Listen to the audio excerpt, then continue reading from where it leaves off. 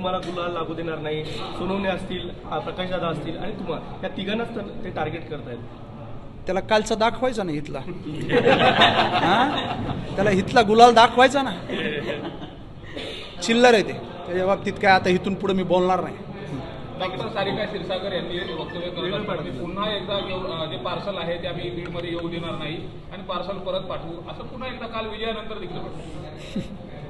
आता ह्याच्याबाबत काय बोलायचं. आता तुम्ही बीडकरांनी त्यांना चांगल्या पद्धतीनं अतिशय त्या मतदानाच्या माध्यमातून जो काही मॅन्डेट दिलेला आहे, जो कौल दिलेला आहे, जे मोठ्या मोठ्या वल्गना करत होते, मोठ्या मोठ्या गोष्टी करत होते, आव्हान देत होते की तिसऱ्या नंबरला जाणार, असं होणार, तसं होणार, तर आज जे काही आहे सर्वात मोठा पक्ष म्हणून राष्ट्रवादी काँग्रेस पक्ष म्हणून बीडकरांनी स्वीकारलेला आहे.